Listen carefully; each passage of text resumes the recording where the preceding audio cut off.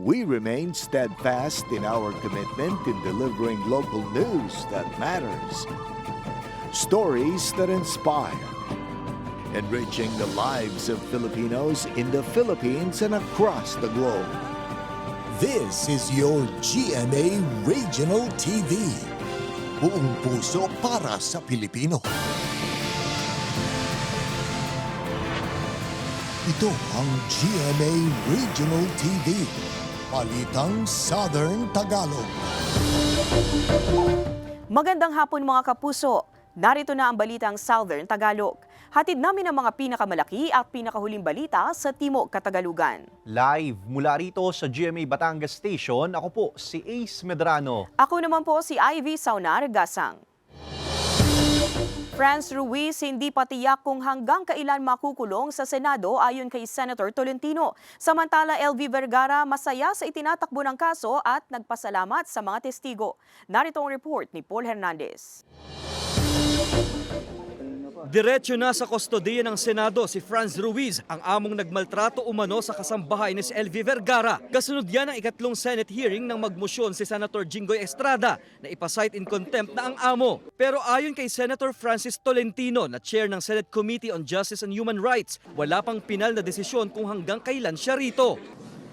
It will be determined by the court. Definitely. But of course, there is a rule. Once a Congress expires, the same is true with the detention order. Naniniwala ang senador na mas lumakas ang laban ng kaso ng kasambahay dahil sa mga medical exam na ginawa rito. Aided by medical science is on the side of the truth, as shown by her bodily destruction and scars, to say the least. Masaya si Nanay LV sa itinatakbo ng pagdinig. Nakakaaninag daw siya ng pag-asa sa pagkakamit ng aniyay hustisya. Malaki rin ang pasasalamat ni Nanay LV sa tatlong testigo na naninindigan para sa kanya. Maraming salamat po sa mga tumulong sa akin, sa mga senador. Maraming salamat po. Dahil po nabigyan na po yung nangyari sa akin. Sana tuloy-tuloy na po to. Hawak na raw muli ng CIDG Occidental Mindoro ang tatlong saksi. Tinatrabaho raw ngayon ng otoridad ang pagtunton sa isa pang testigo na si alias Pau Pau para maproteksyonan nito. Alias Pau Pau lang, pero kung may ma-share pa si Pau Pau kung sino, pwede namin kunin din. Nag-commit daw ito na magbibigay rin ng salaysay at haharap sa pagdinig. Kasama si Buhay Adante Jr., Paul Hernandez, Balitang Southern Tagalog. Marumi at mabahong tubig na nagmumula sa gripo inireklamo ng ilang residente sa isang barangay sa Batangas City. Para sa detalye makakasama natin live si Denise Abante. Denise?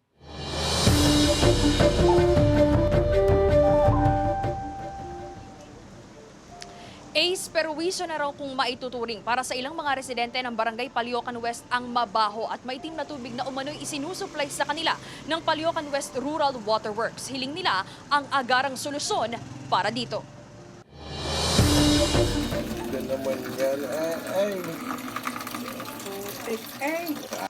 Itim. Kahit naman ganyan malinaw, buksan mo, amoy putik pa din yung ang amoy niya, hindi maganda ang amoy. Iyan ang daing ng ilang residenteng nakatira sa Barangay Paliocan West, Batangas City sa tubig na sinusupply ng Paliocan West Rural Waterworks sa nasabing barangay. Ayon sa ilang mga residente, halos 2 linggo na nilang naranasan ang mabaho at minsay kulay itim na tubig na lumalabas mula sa kanilang gripo. Pangamba nila ngayon ang posibleng epekto ng umano'y mabaho at maruming tubig sa kanilang kalusugan. Katulad niya, kung may bata ako na pinapaliguan, ay minsan rin nakakalunot ng tubig. Ay minsan nasakit ang tiyan. Sa gabi nasakit ang tiyan din niya. Matagal na naman po yung inireklamo. Kaya lang, ang kinukuha ko, hindi nila inaaksyonan. Ang residenteng si Priscilla laking gulat daw nang makita ang maitim na tubig na lumabas sa gripo. Kaya ngayon, tubig mula sa poso na lamang muna ang kanilang ginagamit. Umitim ang tubig, kami nagitla doon sa tubig na yon. Medyo nung nawala yung itim, ay medyo may amoy na kaunti. Pero noon po nararanasan na din namin ng medyo malabo ang tubig. Ngayon po bigla pong nangitim. Siguro mga 3 taon na po yun. Ganon. Sinasahudan na lang namin ng tela para lang namin magamit yung nasa sa banyo. Agosto ngayong taon ang makaranas din daw ang mga residente ng maruming supply ng tubig at nito lamang Huwebes ng gabi, muli na naman daw naglabas ng maruming tubig ang kanilang gripo. Kaya ang ilang residente nilalagyan na lamang ng strainer o tela ang kanilang gripo para masala ang duming lumalabas mula rito. Ayon sa pamunuan ng Palyokan Rural Waterworks, posibleng epekto ito ng kanilang scheduled maintenance flushing o paglilinis ng mga tubong daluyan ng tubig. Gawa nagpalit ng motor, malakas. Kaya dumumi siguro. Sadya namin gusto masuplayan sila ng yung hindi naging mahina ang tubig. Kaya nagkataon na nung araw na yun ay talagang madumi. Aminado naman ang pamunuan ng Palyokan Rural Waterworks na nagkulang sila ng abiso sa mga residente kaugnay sa kanilang scheduled maintenance flushing. Nagkulang din ma'am kami, hindi kami nakapag-announce na kami magpa-flushing. Kaya marami nag-react. Pagka kami gagawa ng magpa-flushing, mag-a-announce muna kami talaga sa mga tao para wag silang magalit sa amin. Tiniyak naman ng pamunuan ng Palyokan Rural Waterworks na palagi nilang lilinisin ang mga daluyan ng tubig upang hindi na maulit ang insidente. Sa naging panayam natin sa Palyokan West Rural Waterworks, sinabing umantabay lamang daw palagi sa mga anunsyo sa social media para maging updated sakaling muling magkakaroon ng paglilinis sa mga daluyan ng tubig. Balik sa'yo, Ace. Maraming salamat, Denise Abante. 45 anyos na magsasaka patay matapos makuryente sa Mulanay, Quezon. Tutukan yan sa report ni Paul Hernandez. Sa palayang ito sa Barangay Patabog, Mulanay, Quezon, nagwakas ang buhay ng 45 anyos na magsasakang si Edwin Pereira. Sa investigasyon, nakuryente si Edwin nang madikit sa live wire ang pasan-pasang gamit pang araro sa bukid. Bali lampas tao siya, sir. Ang problema po, pasan niya nga po yung bakal na pang araro. May sumabit po yung dulo. Sinaklolohan pa raw si Edwin ng pamangkin pero nakuryente rin daw ito. Sugat sa binti at likod ng katawan ang tinamo niya. Nakalabas na rin daw siya sa ospital. Hinihingan pa ng pahayag ng GMA Regional TV Balitang Southern Tagalog ang pamilya ng nasawing magsasaka. Pero sa salaysay nila sa pulisya, kumbinsido na raw ang mga itong aksidente ang nangyari. Tanggap naman, sir, nila at gawa nga ng wala naman pong foul play na nangyari. Pumiram nga lamang po ng pang-araro. Aksidente lamang po na sumabit. Naisaayos na rin ng Power Distribution Company ang linya ng kuryente. Paul Hernandez, Balitang Southern Tagalog.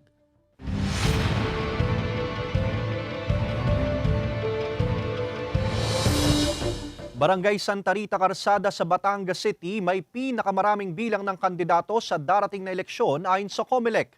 Paaralan na magsisilbing polling center inihahanda na. Nagbabalik sa report si Paul Hernandez.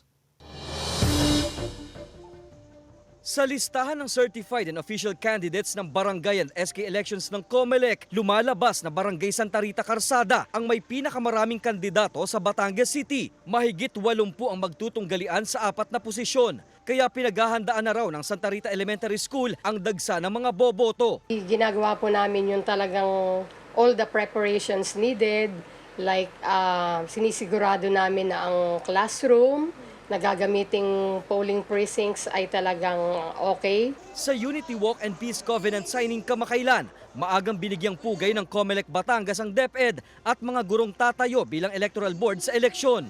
Ang hinihiling ko sa lahat ng mga kandidato na andito ngayon at mga wala, masabi na lang, ang number 1 rule, respeto sa ating mga guro. Kung wala sila, hindi kayo makakaboto, hindi kayo mananalo. Hindi raw biro ang sakripisyong pinagdaraanan ni Ma'am Estelita tuwing may halalan.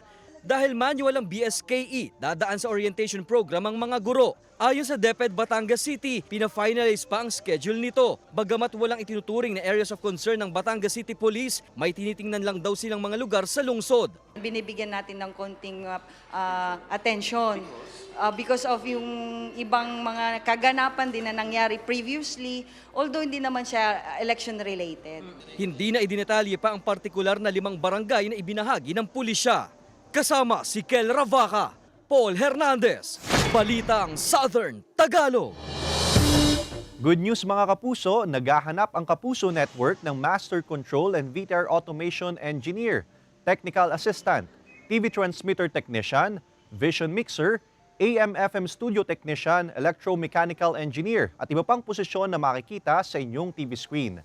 Para sa kumpletong detalye at sa mga nais mag-apply, bisitahin ang careers.gmanetwork.com.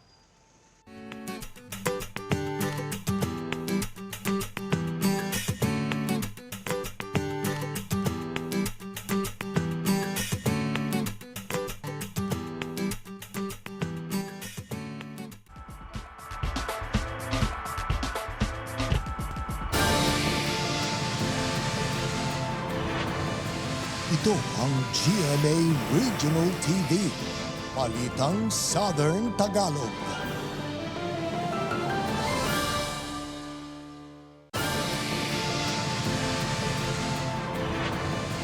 Ito ang GMA Regional TV, Balitang Southern Tagalog. Isa patay habang isa ang sugatan ng sumalpok sa gutter ang sinasakyang motorsiklo sa Batangas City. Tutukan yan sa report ni Denise Abante. Nakasubsob at duguan sa gilid ng kalsadang sakop ng Barangay Calicanto, Batangas City ang 22 anyos na rider na kinilalang si Jake Makatangay, residente ng Barangay Banabais, Batangas City, pasado alas 4 ng madaling araw kahapon nang marespondihan ng mga otoridad. Sa investigasyon, patungo sana sa city proper ang rider at ang angkas nito nang mangyari ang aksidente. Posible umano na mabilis ang patakbo ng rider at nawala ng kontrol sa pakurbang bahagi ng kalsada at bumangga sa gutter. Ihahatid sana nung driver yung kanyang angkas doon sa Barangay Kuta. Doon sa karbadang yon, diretso pa rin ng pagdadrive nung mabilis yung kanyang driver. Imbes na maipaling niya yung kanyang motor, ang nangyari, diniretso niya yung kanyang motor sa pagpapatakbo hanggang sa yung unahang gulong niya tumama doon sa gutter. Sumemplang ang rider hanggang sa tumama umano sa gutter ang motorsiklo at tumama ang kanyang ulo sa isang buko stand sa gilid ng kalsada. Wala ring suot na helmet ang rider. Agad na isinugod ng mga rescuer ang mga biktima sa ospital ngunit idiniklarang dead on arrival si Makatangay. Nagtamo naman ang mga sugat sa iba't ibang bahagi ng katawan ng angkas nitong si Johaina Laksina, 27 anyos. Kasalukuyan pa raw siyang nagpapagaling sa ospital. Sa ngayon nakaburol na mga labi ni Makatangay sa kanilang tahanan. Labis naman ang paghihinagpis ng 48 anyos na inang si Patricia sa sinapit ng bunsong anak. Malambing, super, pagsabay, super, masakit. Kaya nga sabi ko sa aking anak, parang hindi ko kaya. Wala ako sinisisi, kundi sana hindi na lang ako pumayag na kumuha siya ng motor. Dahil yun ang naging dahilan eh. Wala na rin naman akong magawa. Paalala ng pulisya sa mga motorista. Lagi pong pagka magdadrive, yung tama lang po yung speed ng pagmamaneho. Tapos, laging mag-helmet. Tapos, sumunod tayo lagi sa mga ating batas trapiko. Lagi nating isasalang-alang lagi ang ating buhay pagka tayo nagbumotor. Laging doble ingat. Sinisika pang makuhanan ng pahayag ng GMA Regional TV, Balitang Southern Tagalog ang angkas nito. Kasama si J.R. Manjares, Denise Abante, Balitang Southern Tagalog. Iba't ibang dekorasyong pampasko sinimulan ng ibenta sa ilang pamilihan sa Batangas City. Samantala, grupong Eco Waste Coalition nanawagan sa publiko na mag-reuse ng mga dekorasyong pampasko. Narito ang report ni Paul Hernandez. Simula na ang countdown sa Pasko. Simula na ring magsulputan ng pailan-ilan ng mga panindang Christmas items pandekorasyon sa bahay. Makulay ang labas ng pwesto ni Edith na hitik sa parol sa Batangas City Old Public Market. Aminado siyang matumal pa ngayon ang bumibili ng mga ito. Sa ngayon naman ay medyo mahina pa naman kasi nag-uumpisa pa lang yung bear. Karamihan nagka-canvas pa lang daw ng presyo. Discounted price agad ang alok ng isang mall para sa piling Christmas decorations. Mangilan-ngilan pa lang din daw ang bumibili. Inaasahan na sa Oktubre, magsisimulang bumuhos ang mamimili. Pagpatak yun ng November, di ba, sobrang dami na ring tao, magsisiksikan pa sila. Pag ganito pong advance tayo, wala tayong pila, ganun. Depende sa laki, may Christmas tree na mula 295 pesos hanggang 7,200 pesos. Ang garland, 365 hanggang 545 pesos. Depende sa dami, may Christmas balls na 95 pesos hanggang 399 pesos. Cute ang mga fluffy Christmas toys mula 95 pesos hanggang 725 pesos. At ang Christmas lights, 280 hanggang 570 pesos. Magdadagdag pa raw sila ng ibang produkto. Samantala, ang grupong Eco Waste Coalition nananawagan sa publiko na pumili rin ng mga environment-friendly na mga produkto. Isinusulong din ang pagre-reuse ng Christmas decor. Mas mapapahaba pa natin ang buhay nun. Maging malikhain na lang tayo kung paano natin siya i-reuse. Pwede natin siyang i-improve pa further. Hindi rin naman daw kailangan gumastos ng malaki. Kailangan lang daw maging matalinong mamimili. Kasama si Kel Ravaca, Paul Hernandez, Balitang Southern Tagalog. Mga kalahok sa Intertown Zumba Competition sa Balayan, Batangas, hataw sa pagsayaw, suot ang mga handmade costumes at props. Tunghayan yan sa report ni Denise Abante. Hataw sa pagsayaw ang nasa 50 mananayaw mula sa 8 bayang nasasakupan ng unang distrito ng Batangas sa isinagawang second Intertown Zumba Competition na ginanap sa Balayan, Batangas. Ayon sa mga organizers ng naturang programa, layo ng kompetisyon na maipagmalaki at maipamalas ng iba't ibang bayan ang kani-kanilang mga produkto at husay sa pagsayaw. Itinanghal na kampiyon ang mga mananayaw mula sa bayan ng Tuwi na tumanggap ng 50,000 pesos cash prize. First runner-up ang lungsod ng Calacan na nagkamit ng 30,000 pesos cash prize. Second runner-up naman ang bayan ng Lian, Batangas na tumanggap ng 20,000 pesos cash prize. Nakatanggap din ng consolation prizes ang ilan pang mga kalahok. Bukod sa pagsasayaw, nagkaroon din ng trade fair tampok ang iba't ibang produkto na ipinagmamalaki ng bawat bayan. Samantala, itinanghal namang kampiyon sa Video Documentation and Cleanest Coastal Barangay ang Aplaya, Bawan, Batangas sa katatapos lamang na Search for the Cleanest Coastal Barangay sa bayan. Ayon sa LGU, layo ng kompetisyon na palaganapin ang kalinisan at kaayusan ng mga baybayin sa bayan. Bukod sa cash prize, nakatanggap din ng plaque of recognition ang nasabing barangay. Denise Abante, Balitang Southern Tagalog. Mga kapuso, bukas, araw ng Huwebes, September 21, makakaranas ng 8 oras na kawalan ng supply ng kuryente ang lungsod ng Lipa, bayan ng Mataas na Kahoy at bayan ng San Jose, Batangas simula alas 9 ng umaga hanggang alas 5 ng hapon. Bunso nito ng annual preventive maintenance testing sa San Jose Substation. Jillian Ward, ibinahagi ang sweet interaction nila ni Vice Ganda. Samantala, Ding Dong Dantes may appreciation post para kay Tirso Cruz III bilang Gustavo sa Royal Blood. Narito ang report ni Hazel Alviar. Lumabas ang pagiging fangirl ng abot kamay na pangarap star na si Jillian Ward sa pagkikita nila ni Vice Ganda sa isang private event. Makikita pa ang tila kulitan ng dalawa bago magpakuha ng litrato, saka ito niyakap ni Vice. Hirit tuloy ng ilang netizens. Mag-guest na raw si Jillian sa noontime show ni Vice Ganda o di kaya'y si Vice ang mag-guest sa afternoon drama series ng aktres. Sa huling linggo ng Royal Blood, isang nakatutuwang appreciation post ang ibinahagi ni Kapuso Primetime King Ding Dong Dantes para kay Tirso Cruz III sa husay nito sa pagganap bilang Gustavo Royales. Makikita sa video na kasama nito ang batikang aktor at crew ng serye. Sabay tanong ni Tirso kung sino ang pumatay sa kanyang karakter na sabay-sabay naman nilang sinagot. Sino ang pumatay sa akin?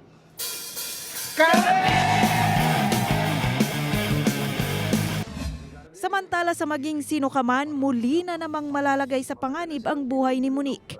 At to the rescue pa rin si Carding. Ano kaya ang mangyayari kay Carding sa pagliligtas niya kay Monique? Ang mga kapanapanabik na eksena sa maging sino ka man, abangan pagkatapos ng 24 oras. Hazel Alviar, Balitang Southern Tagalog. Mga kapuso, maging bahagi ng nangungunang TV and radio network sa bansa. Naghahanap ang Kapuso Network ng mga sumusunod: News Production Specialist, News Program Specialist, Junior Desk Editor, News Assistant Video Journalist, Moving Image Editor, at iba pang posisyon na makikita sa inyong TV screen. Para sa kumpletong detalye at sa mga nais mag-apply, bisitahin ang careers.gmanetwork.com.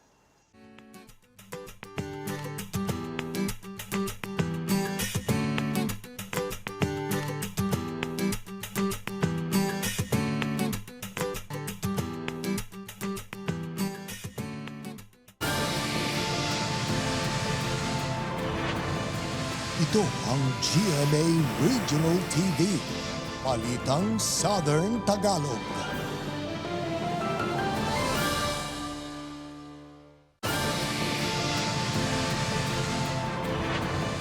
Ito ang GMA Regional TV. Balitang Southern Tagalog. Arestado ang isang alias Rafael, residente ng Pasig City, sa ikinasang drug buy-bust operation ng pulisya sa Santa Cruz, Laguna. Nasabat sa kanya ang 5 pirasong plastic sachet ng hinihinalang shabu na nagkakahalaga ng 112,000 pesos at iba pang ebidensya. Nasa kustudiya ng Santa Cruz Municipal Police Station ang arestadong suspect na nahaharap sa kasong paglabag sa Comprehensive Dangerous Drugs Act of 2002. Nakapagtala ng 3 volcanic earthquakes kabilang ang 2 volcanic tremors ang FIVOC sa Bulkang Taal base sa kanilang 24 oras na monitoring. Tumagal ito ng 4 hanggang 7 minuto. Umabot naman sa 4,322 na tonelada ng sulfur dioxide ang ibinuga ng main crater nito na nagdulot ng VOG. Malakas din ang pagsingaw nito na umabot sa 2,600 meters ang taas at napadpad sa Timog Kanluran. Mahigpit pa rin ipinagbabawal ang pagpasok sa Taal Volcano Island, lalo na sa main crater nito at daang Castilla Fissures at ang pamamalagi sa lawa. Ipinagbabawal din ang paglipad ng anumang aircraft malapit sa tuktok ng bulkan. Nananatili sa Alert Level 1 ang Taal Volcano kung saan posible pa rin ang biglaang pagputok ng steam o phreatic explosions, volcanic earthquakes, manipis na ashfall at pagbuga ng nakalalasong gas.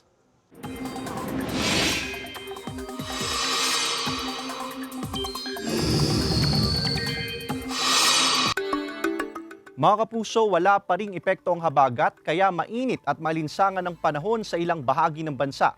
Pero may mga lugar pa rin na posibleng ulanin.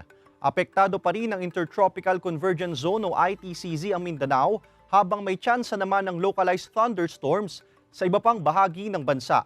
Base sa datos ng Metro Weather, may malalakas na ulan sa ilang bahagi ng Rizal, Batangas at Quezon. Posible rin ang kalat-kalat na ulan sa Cavite, Laguna, Mindoro Provinces at Palawan. May tsansa rin ng pag-ulan sa iba pang bahagi ng Luzon, pati sa Visayas at malaking bahagi ng Mindanao. Corn production at post-harvest technology itinuro sa mga magsasaka sa Camarines Norte. Narito ang report ni Hazel Alviar.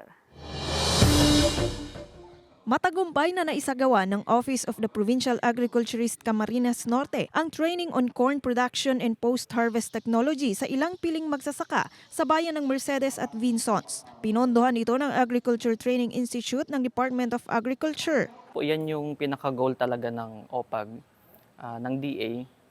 Madagdagan natin yung production ng mais dito sa ating lalawigan.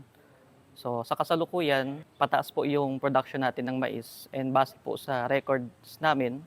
So ako din po kasi ang report officer natin dito sa Cam Norte ng corn. So napapansin natin yung patuloy na pagtaas ng production. Malaking tulong raw sa mga magsasaka kagaya ni Luis ang isinagawang pagsasanay. Matagal na raw silang nagtatanim at bagamat nitong huling ani ay nalugi dahil sa mababang presyuhan, patuloy pa rin daw silang magtatanim nito. Ay marami po kami yung dagdag sa aming kaalaman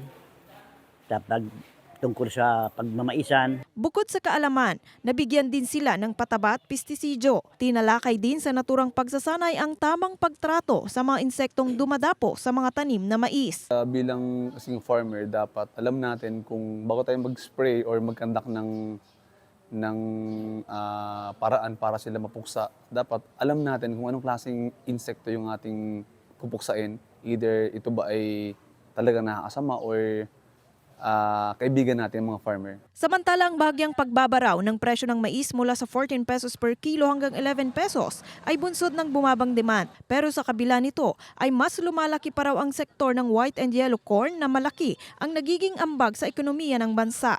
Isinusulong ngayon ng mga magsasaka at Department of Agriculture ang pagkakaroon ng siguradong mamimili ng mais para mapatatag ang produksyon. Susyon ng isang grupo ng mga magsasaka na magtayo ng feed milling company upang hindi na kailangang ilabas pa sa lalawigan ang mga ani. Para pag nandito lang sa atin yung feed mill, whether it is large or medium or small scale lang, at least dito na manggagaling sa atin ang supply ng feeds natin. Hazel Alviar, Balitang Southern Tagalog.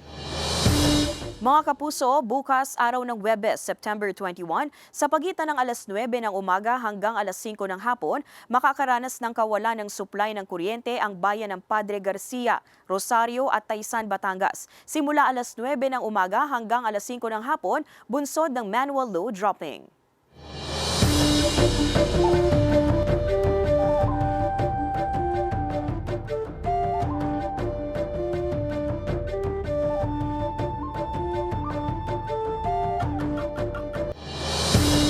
Tampok ang kauna-unahang RoboClash o ang robotics tournament ng mga estudyante mula sa iba't ibang paaralan sa Calabarzon sa ikalawang araw ng pagdiriwang ng 2023 Regional Science and Technology Week at Siyensya Festival na ginanap sa Los Baños, Laguna at inorganisa ng Department of Science and Technology Region 4A. Sa nasabing paligsahan, naipakita ng mga estudyante ang kanilang kakayahan sa programming at control system sa pamamagitan ng kanilang mga imbensyong robot. Nasubok naman ang talino ng mga mag-aaral ng grade school sa isinagawang Science and Math Quiz Bee na naglalayong palakasin ang pagiging competitive ng mga mag-aaral sa larangan ng agham at matematika. Opisyal na idineklara bilang the diving capital of the Philippines ang Puerto Galera sa Oriental Mindoro ng Sangguniang Bayan matapos aprubahan at lagdaan ng mga opisyal ang isang resolusyon. Kinilala ang natatanging katangian ng Puerto Galera bilang isang diving destination na matatagpuan sa loob ng Verde Island Passage, kung saan isa sa ipinagmamalaki ng lugar ang nakamamanghang underwater world marine life. Ang Puerto Galera ay kinilala bilang most beautiful base in the world noong 2005 at bilang UNESCO Man and Biosphere Reserve mula 1977. Accessible din daw ang lugar para sa mga foreign at local tourists ayon sa LGU dahil sa lokasyon nito na 3 hanggang 4 na oras lamang ang layo mula sa Metro Manila. Ilan lang ang mga ito sa nagtulak upang ideklara itong the diving capital of the Philippines. Nakatakda ang opisyal na paglulunsad nito sa susunod na buwan. Mga kapuso, patuloy ngang nararanasan ng mainit at malinsangang panahon dahil sa patuloy na paghina ng habagat. Pero partner, maging handa pa rin po tayo sa mga pag-ulan dahil naman sa localized thunderstorms, lalo na tuwing hapon o gabi. At dahil nga partner, very unpredictable ngayon yung weather. Naku, mag-ingat po tayo mga kapuso, mag-vitamins dahil napakahirap pong magkasakit sa panahon ngayon. Samantala, mapapanood nyo po ang episode na ito at iba pang pinakahuling lokal na balita sa official website ng GMA Regional TV, www.gmaregionaltv.com. Pwede rin kayong bumisita sa aming official YouTube channel, GMA Regional TV, at i-click ang subscribe button para sa pinakamainit na balita mula sa rehiyon. Dahil sa GMA Regional TV, local news matters. Mga kapuso, 96 days na lang, Pasko na. At yan ang mga pinakamalaki at pinakahuling balita sa Timog Katagalugan. Maraming salamat sa pagsama sa amin, pati na ang mga kapuso sa ibang bansa na tumutok sa mga balita sa rehiyon. Kami, ang GMA Regional TV, Balitang Southern Tagalog. Buong puwersa para sa mas malaking misyon at mas malawak na paglilingkod sa bayan.